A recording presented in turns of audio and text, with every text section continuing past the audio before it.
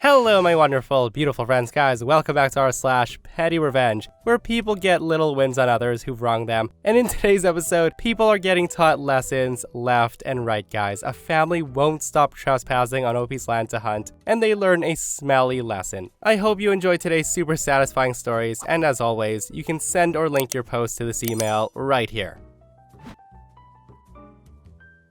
So for some background, the day we moved into this apartment complex, our across-the-hall neighbors started to bully us. Why? We parked in the handicap spot next to the sidewalk to the building. Why? Because I'm handicapped. It turns out one of them liked to park one of his 6 project cars there illegally, and us using it for its intended purpose was an inconvenience to him. So we'd get a bunch of nasty letters. Eventually, this escalated to them repeatedly calling the cops and filing false noise complaints against us. Now, we are very quiet and introverted people. We don't interact with people, and we always wear headphones and do everything possible to cancel out any noise we make. We prefer to live in a way that most people don't know we're here. Okay, that's enough background. So our building has a decent-sized crow population. I've always liked them, so I decided to make some friends.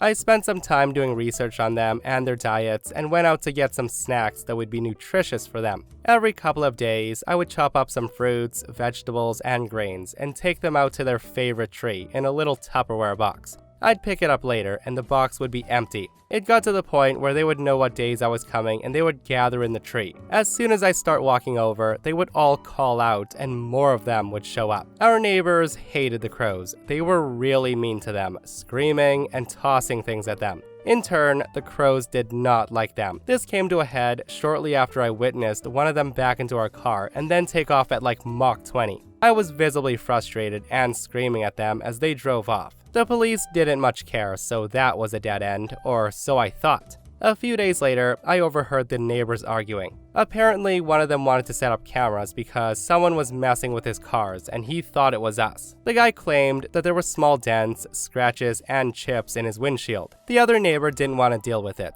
We were curious, so we kept watch on the windows facing the walkway and the parking lot. The guy did indeed set up a small field cam, facing both the walkway and his cars. It took a few weeks, but I finally saw what was happening. I would go feed the crows, and then for days between the feedings, these clever little guys would fly over the parking lot, high enough to be out of the view of the cameras, and they would drop small rocks on our neighbors' cars. My friends were getting back at him for me. They moved a couple of years later, but the crows kept it up the whole time, while this dude just went slowly insane, trying to catch the vandals that damaged his car. And I don't think they ever figured it out. Guys, OP is officially the crow whisperer, guys. Like, no effing way did I ever think that crows were smart enough to do something like this. And it's absolutely hilarious. Like, I knew birds are intelligent creatures, but I mean, recognizing which cars belong to the neighbors and then dropping rocks on it, that is freaking impressive. And guys, I guess you could say the crows really murdered that car, huh? So today, I was on a flight from Oakland to Ontario, Canada. Mind you, this is not a long flight. It's usually about 45 minutes, so when most people are doing something annoying/unacceptable on the flight, I can pretty much ignore it due to the short exposure. Today, however, I got a chance to pettily punish someone that I could not pass up.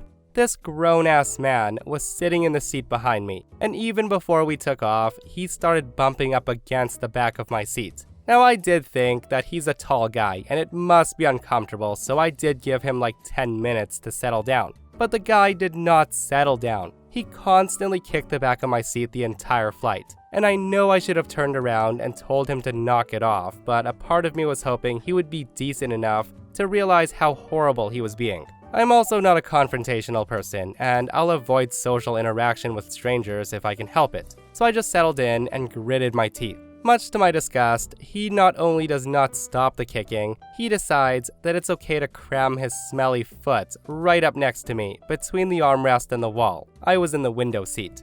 At this point, I think he must realize what he's doing, like he's so very clearly violating my personal space. I just wait patiently for him to move his foot, but of course, he just leaves it there. So the pilot announces that we're making our final descent, and I just about had it with the smell of this dude's foot and his constant kicking. In fact, the smell was so bad that it was kind of tickling my nose. and it tickled my nose just enough to kind of make me have to sneeze. And normally, I would not have done what happened next because it's uncalled for and wrong, but his entitlement had pushed me over the edge to F it levels. And I did it. I sneezed on this dude's nasty foot.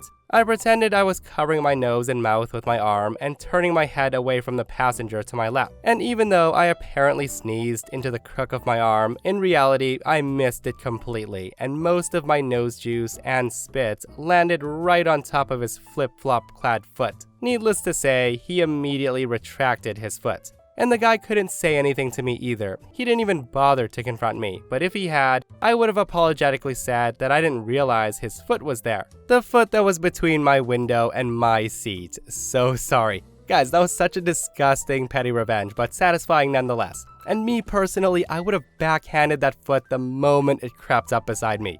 Like, how dare you, sir? And how OP put up with that for the duration of the flight is beyond me.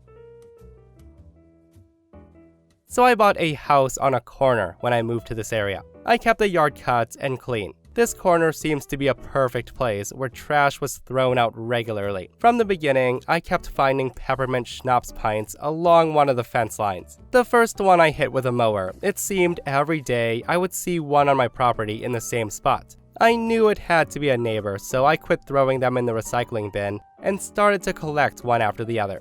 I hope to eventually find whoever had this bad habit. I filled one huge contractor bag, and then one turned into two. One day, I was off early and trimming the hedges by the house, and then I heard it. A thunk, followed by something hitting the fence. I finally caught this litter bug. Now I have the car and the driver. So I jump in my truck and headed the direction the guy went. He had just gotten out of the car and went inside. I drove back home and loaded the heavy bags of glass pints. Later that evening, I went to this man's house, and there was another car in the driveway. I got out, rang the doorbell, and walked back to get the bags. An older woman answers the door as I was coming back. The woman asked if she could help me, and I said yes. I told her that I've dealt with this problem and I was tired of it. The husband had now come outside. And that's when I took one bag and dumped it on the driveway. The bottles broke and flopped around. I then grabbed the other bag and did the same. I then told them that I was sick and tired of picking up after him, and I'd better not see another pint in my yard. Hearing me say that, she immediately turns to him and she starts yelling. She let him have it. Apparently, the guy had a bad drinking problem and he promised that he quit a long time ago. The guy would down the pint before he got home, and my yard was his dumping zone. I never did see another bottle in my yard after this. Oh boy, guys, like, judging by how his wife reacted when she found out he was hiding this drinking problem, OP might not have seen another bottle because the wife might have destroyed him that night. Like, the guy thought he was so slick too, sucking down the peppermint schnapps to hide the liquor smell. And seriously, the guy definitely needed a better strategy though. Dumping the bottles in the same spot every day is just stupid, as we clearly just found out. Okay, so the homeless guy in this story is technically my dad. My dad was only active in my life from the ages of 0 to 7, and in that time, he gave me a crap ton of trauma. The guy was a hardcore alcoholic manipulator and a lot of other things I can't say. My mom, being the badass she is, left him for a short bit, and we did weekends at his place. It was a never-ending cycle of him drinking, being a piece of crap, and then buying us over with animals and gifts. After getting several DUIs, unpaid child support, and a few child endangerment cases, he got up and left to avoid going to jail. Like, the guy disappeared. He left the animals locked in the house that he abandoned, and he shut off his phone. And don't worry, the animals are fine. Every few months or so, he would randomly show up at my school drunk crying, with gifts in hand, or leave notes on our door. My school had to literally implement a safety plan because my mom was scared that he would come kidnap me. That stopped, and I didn't hear from him for about 13 years. When I was 20, he messaged me on Facebook saying that he would love to get to know me and asking if there's anything I need financially. My initial response, which was sick to my stomach and crying, quickly turned to anger. I was broke, and I could really use the money. I mean, he owed me, right? So I told him that I would meet and needed money for rent. When I saw him, my stomach turned. He looked like the crazy guy you'd see on the side of the road begging for money. The guy didn't really make much sense. He just talked a lot of stuff about my mom, saying that she was a liar and turned us against him and mumbling nonsense. Apparently his brother, who's my uncle that I've never had a relationship with, would no longer give him money. He cut him off completely, but he would still wire transfer him money if I needed it. So he told his brother that I needed $1,500, and he told me that he would take $500 and give me $1,000. His crappy burner phone ran out of minutes, so one of the calls to his brother was made from my phone. Of course, he did not have an ID or anything, so I would need to pick it up with him. When someone wires you money, they get a code and then they give you the code and voila, you get the money. My dad wouldn't physically give me the code until we were physically at the place to pick it up, which we planned to do the following morning. The next morning, I decided to text my uncle since I now had his number and asked him directly for the code. So I get the code, picked up the money, and then blocked my piece of crap dad. And dad made sure to leave me some deranged voicemails about how big of a piece of crap I am. He pretty much used me all the time to get money from his brother. If he really wanted to be in my life, he would have taken the proper steps to do so and change, but he never did. Not denying what I did wasn't crappy, but also F my dad. Honestly, there's no doubt that the money was better in OP's hands than Dad's hands. And if I were OP, I would be telling the uncle that not a single dime ever went to me. This person comments, "What you did wasn't crappy, it was very smart. Your dad bailed on his family. There's no amount of money that can make up for that." My advice would to be find it in you to understand that your dad is a turd of a human, and you will be best off to cut contact. Walk away from the table while he just witnessed your true feelings about him. Also, establish a relationship with the uncle who has money. He sounds like someone who actually cares about your well-being. If he's truly a good guy, then listen very carefully to his advice. Ain't that the truth, but OP does come back with an edit that says, "My uncle does well financially and obviously was fine with sending me money," which at the time I definitely needed. I saw a few comments saying that I helped scam my uncle, which I just don't get. He thought he was sending money to go to me and to help me out, and the money went to me and it did help me out. And of course, I thanked him.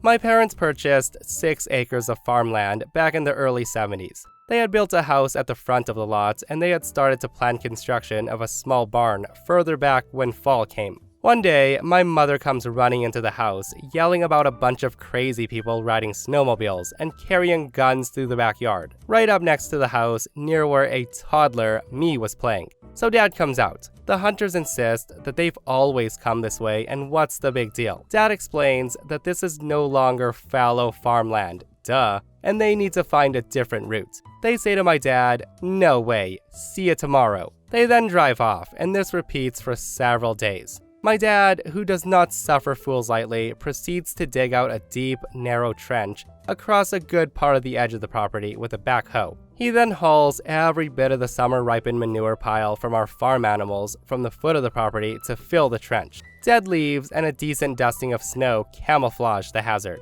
The next morning, the snowmobilers come roaring over the property line, and they slam headfirst into the trench, leaving their snowmobiles vertical and truly stuck. Plus, of course, everyone and everything is covered in rotting poo. My dad just stood by watching, coffee in his hand with his own trusty rifle in hand, while filthy, smelly snowmobiles were winched out of the trench by filthy, smelly snowmobilers. Unsurprisingly, the hunters did find a different way to their hunting grounds after that. Guys, the audacity that some people have to tell the owner of his property that you're gonna continue to trespass on it as you please, right to his face. And I will admit, the moat thing was a little extreme, and those snowmobilers are lucky they walked out of there with like no injuries, but hey, some people have to learn the hard way, right? I recently attended a friend's wedding a few hours away from home, and the girlfriend and I decided to get an Airbnb so she could bring her dog. We found a nice place that allows pets, took off early from work, and arrived Friday late afternoon. About 30 minutes later, the owner shows up to see how we're doing, while we have the dog on the porch. We make some small talk, and he mentions that we didn't indicate that we were bringing a dog. Now I did feel bad, as it was an honest mistake, and I would never lie to someone to get out of paying the pet fee. We tell him that and offer to pay the $25 fee on the spot. The guy refuses to take the money, and he says he loves dogs, and eventually he heads out. We don't think too much else about it, but when we leave, we decide to give the place a much more thorough cleaning than was in the instructions. The dog didn't chew any furniture or leave other damage or messes, at least that we didn't clean up.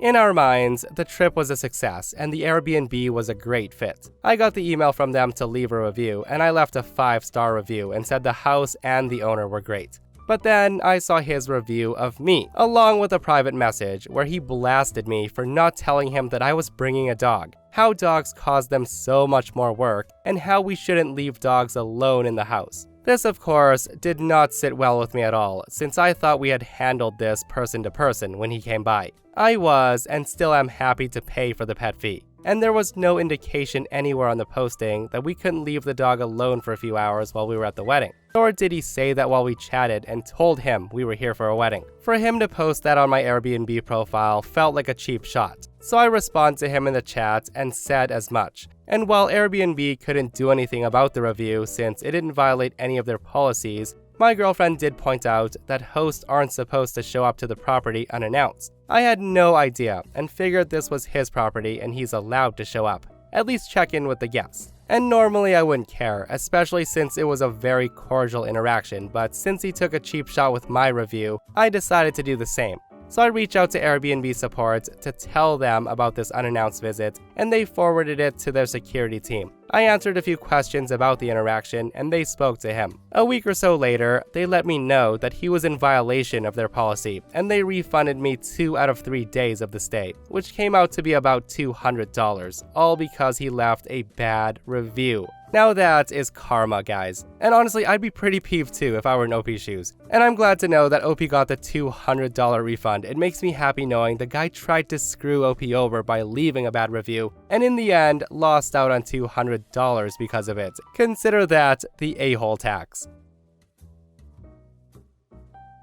I'm a light-skinned Latina American, and I lived in Korea for a couple of years during university and grad school as my major was Korean interpretation and translation. During my time in Korea, I was lucky enough to attend music shows from time to time. For the K-pop uninitiated, music shows are free to enter, provided you have at least one of 3 items: a copy of the album of the group you're coming to see, proof of purchase of the album digitally on one of the approved music vendors in Korea, or the official light stick from the most recent concert. Priority entry was always given to the official fan club members who had all 3, then fan club members who had 2 of the 3, then fan club members who had 1. After that came non-members in the same priority tier. Now, the group I had come to see hadn't opened official fan club registration in almost a decade, so the group's management decided to do away with the fan club priority, and did it on a first-come, first-served basis. But they kept the whole 3 items go first, then 2, then 1 thing.